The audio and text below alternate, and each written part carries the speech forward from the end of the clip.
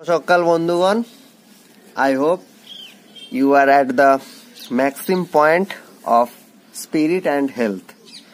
তো আমরা boat and stream আলোচনা করছিলাম। বেসিক যে কনসেপ্টটা শিখলে এই চ্যাপ্টারের প্রত্যেকটা অঙ্ক করতে আর নতুন কোনো কিছু শিখতে হবে না, সেটা অলরেডি আমরা আগের সেশনে আলোচনা করেছি।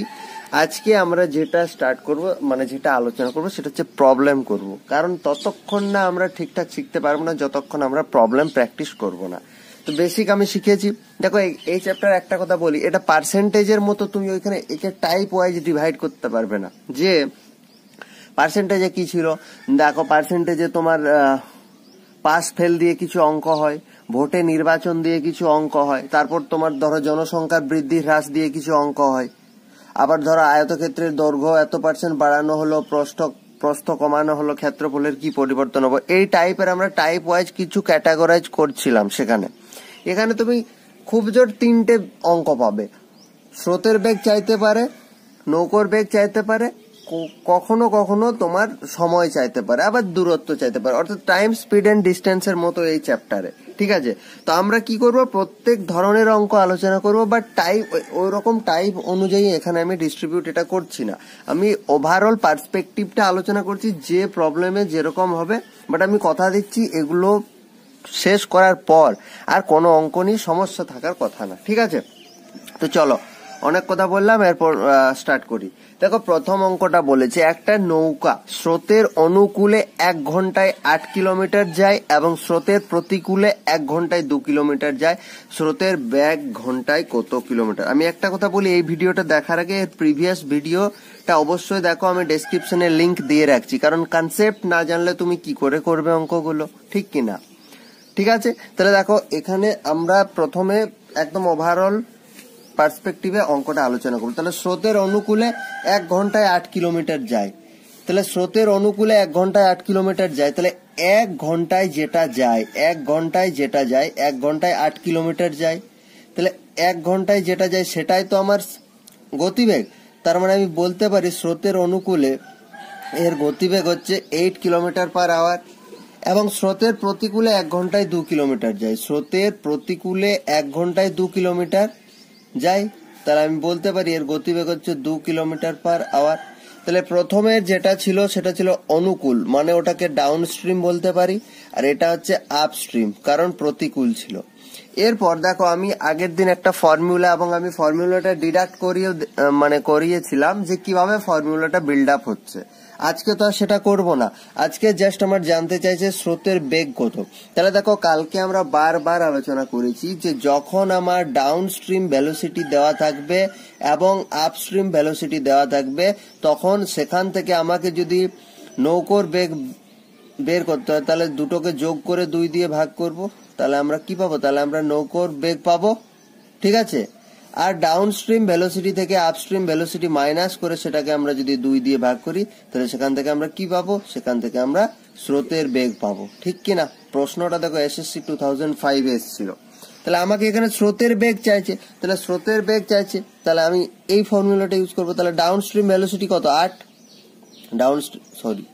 ডাউন স্ট্রিম ভেলোসিটি 8, তার থেকে আমার আপস্ট্রিম ভেলোসিটি 2, তাহলে আপস্ট্রিম ভেলোসিটি আমি 2 ঘন্টা মাইনাস করব, ডিভাইডেড বাই 2।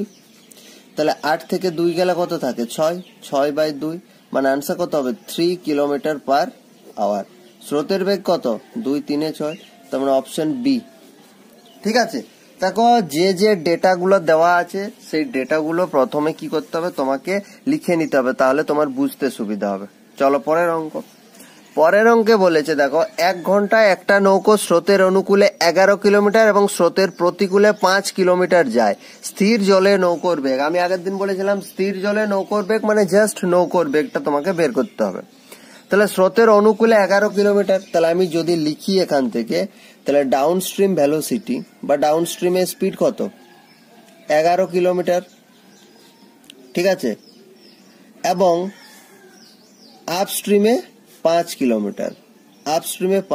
এখান থেকে নৌকোর বেগ চাইছে, স্থির জলে নৌকোর বেগ, এই ফর্মুলা।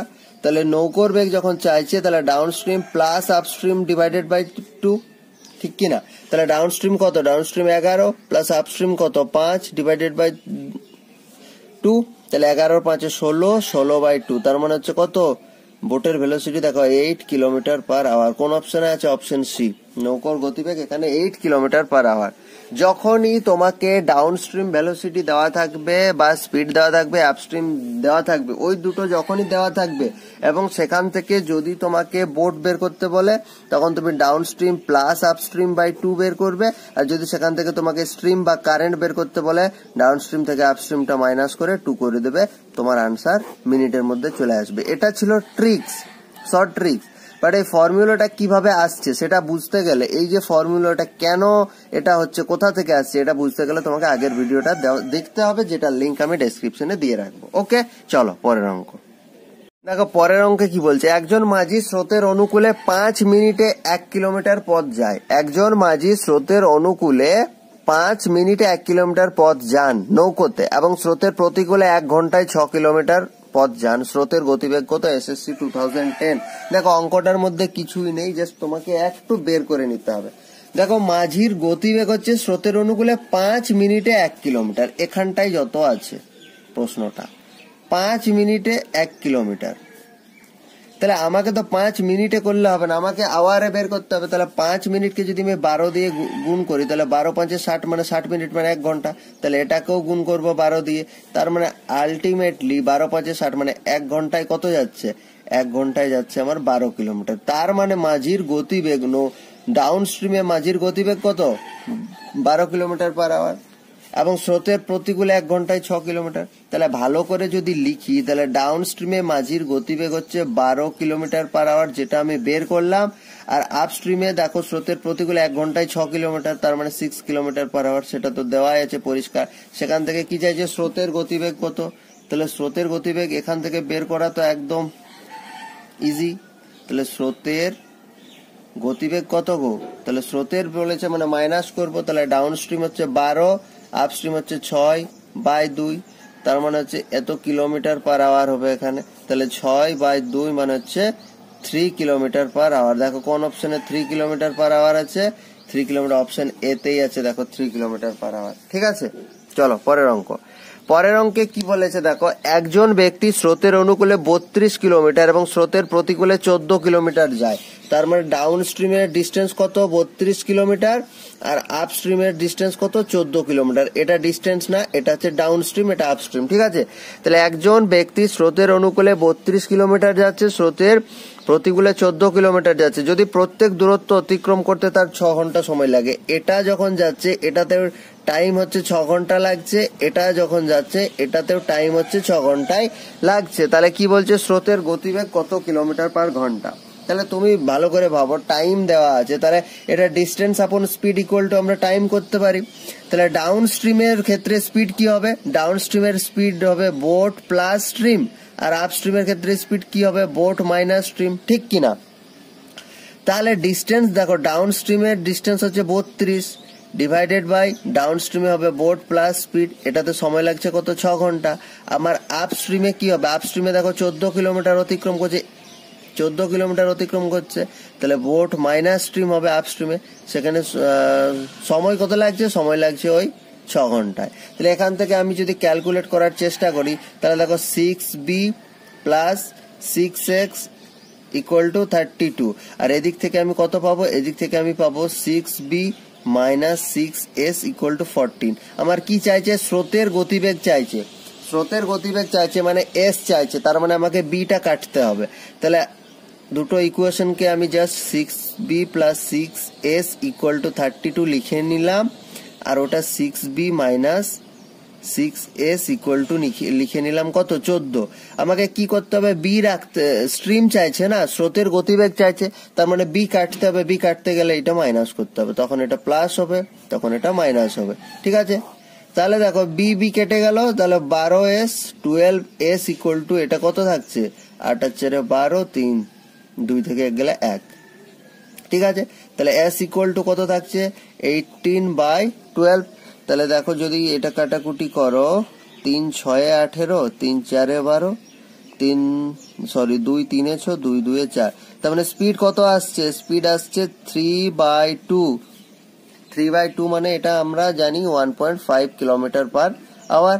1.5 কিলোমিটার পার। দেখো কোন অপশনে আছে, অপশন সি দেখো 1.5ও যা আর 1 মানে 2 দিয়ে 3 কে ভাগ করলে 2 1 কে 2 মানে 1.1/2ও যা 1.5 কিলোমিটার পার আওয়ারও তাই। ঠিক আছে, বোঝাতে পারলাম? তাহলে এইভাবে আমরা এইগুলো সলভ করব। চলো পরের অঙ্ক দেখো, পরের অঙ্কে কি বলেছে। পরের অঙ্কে বলেছে একজন ব্যক্তি স্রোতের অনুকূলে 4 ঘন্টায় 18 কিমি যায় এবং স্রোতের প্রতিকূলে 12 ঘন্টায় ফিরে আসে। স্রোতের গতিবেগ ঘন্টায় কত কিলোমিটার? তাহলে দেখো, ব্যক্তি স্রোতের অনুকূলে 4 ঘন্টায় 18 কিমি যায় এবং স্রোতের প্রতিকূলে 12 ঘন্টায় ফিরে আসে। দেখো এখানে একটা তোমাকে ভেবে নিতে হবে, যাওয়ার ক্ষেত্রে তোমাকে 18 কিলোমিটার যায়, যাওয়ার ক্ষেত্রে তোমাকে ডিস্টেন্স উল্লেখ করে দিয়েছে, কিন্তু প্রতিকূলে 12 ঘন্টায় ফিরে আসে সময়ের কথা বলেছে, কিন্তু তোমাকে কিন্তু আর ডিস্টেন্সের কথা বলেনি। তাহলে যতটা যাচ্ছে ততটা রাস্তায় তো ফিরে আসবে। এখানে তোমাকে ধরে নিতে হবে যে আসার ক্ষেত্রেও ডিস্টেন্সটা কত, আসার ক্ষেত্রেও ডিস্টেন্সটা হচ্ছে 18 কিলোমিটার। তাহলে স্রোতের প্রতিকূলে 4 ঘন্টায় একজন ব্যক্তি স্রোতের প্রতিকূলে ঘন্টায় কত যাচ্ছে, স্রোতের অনুকূলে 4 ঘন্টায় 18 কিমি যায়। তাহলে 18 কিলোমিটার যাচ্ছে 4 ঘন্টায়, ঠিক কিনা? তাহলে স্পিড কত, 4 4 16, 4.5 কিলোমিটার পার আওয়ার। এটা স্পিড, এটা অনুকূলে স্পিড মানে ডাউন স্ট্রিমে স্পিড। এটা এই স্পিডটা কোথায়, এই স্পিডটা ডাউন স্ট্রিমে। আর দেখো স্রোতের প্রতিকূলে 12 ঘন্টায় ফিরে আসছে। ওই 18 কিলোমিটার গতিবেগ 18 কিলোমিটার ডিস্টেন্সটায় ফিরে আসতে সময় লাগছে প্রতিকূলে 12 ঘন্টা। তাহলে এটা যদি আমি কাটাকুটি করি তাহলে দেখো 6 3 18, 6 2 12, তার মানে হচ্ছে 1.5 কিলোমিটার পার আওয়ার। এটা কোথায়, এটা আপ স্ট্রিমে প্রতিকূলে। তাহলে আমি আবার বলছি, যখন আমরা ডাউন স্ট্রিম ভেলোসিটি আর আপ স্ট্রিম ভেলোসিটি পেয়ে যাব, তার মানে আমাদের কাছে আর কোনো চিন্তা থাকবে না। সেটা স্রোতের গতিবেগ বের করতে বললেও কোনো চিন্তা থাকবে না, বোটের গতিবেগের ক্ষেত্রেও না। তাহলে এখানে স্রোতের গতিবেগ চাইছে। তাহলে স্রোতের গতিবেগ যখন চাইছে, আমরা বারবার ফর্মুলাটা ইউজ করছি, এতক্ষণ আই হোপ সবার ঠোঁটস্থ হয়ে গেছে।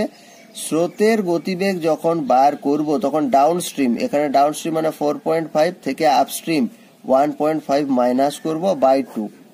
তাহলে 4.5 থেকে 1.5 গেলে কত থাকে, 4.5 থেকে 1.5 গেলে থাকে কত, 3/2 কিলোমিটার পার আওয়ার।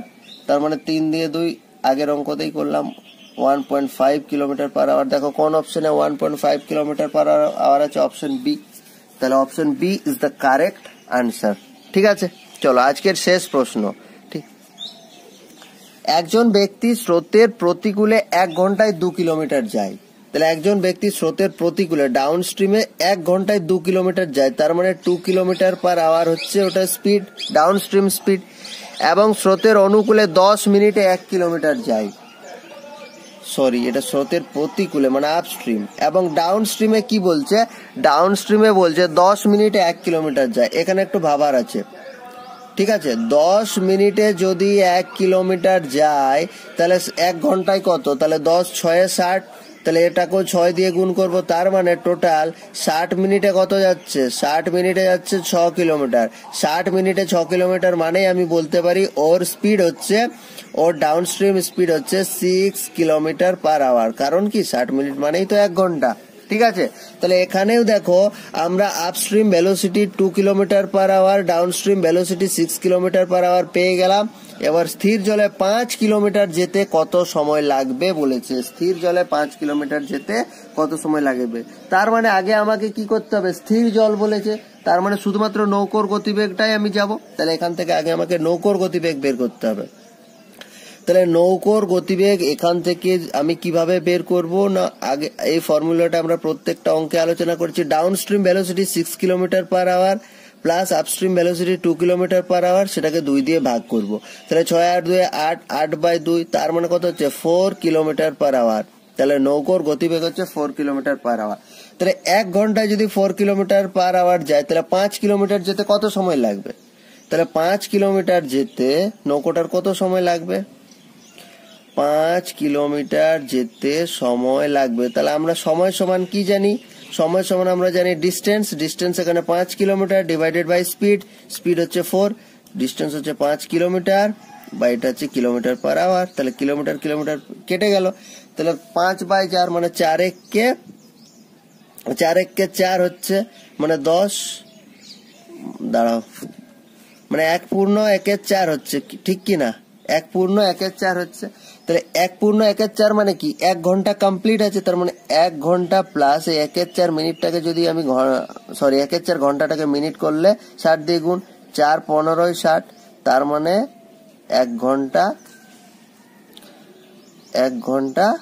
15 মিনিট। ওই 5 কিলোমিটার পথ যেতে নৌকোটার 4 কিলোমিটার পার আওয়ার গতিবেগে 1 ঘন্টা 15 মিনিট সময় লাগবে। দেখো 1 ঘন্টা 15 মিনিট কোন অপশনে আছে?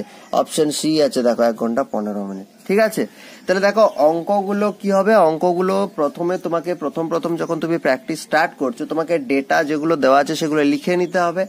এরপর তোমাকে যেটা বের করতে বলেছে সেটা বের করতে গেলে তোমাকে কোন কোন ইনফরমেশন চাই সেটা তোমাকে গ্যাদার করতে হবে। যদি দেওয়া থাকে ভালো, যদি না দেওয়া থাকে তাহলে চালাকি করে বের করে নিতে হবে, কারণ ইনফরমেশন নিশ্চয়ই অঙ্কের মধ্যে দেওয়া থাকবে।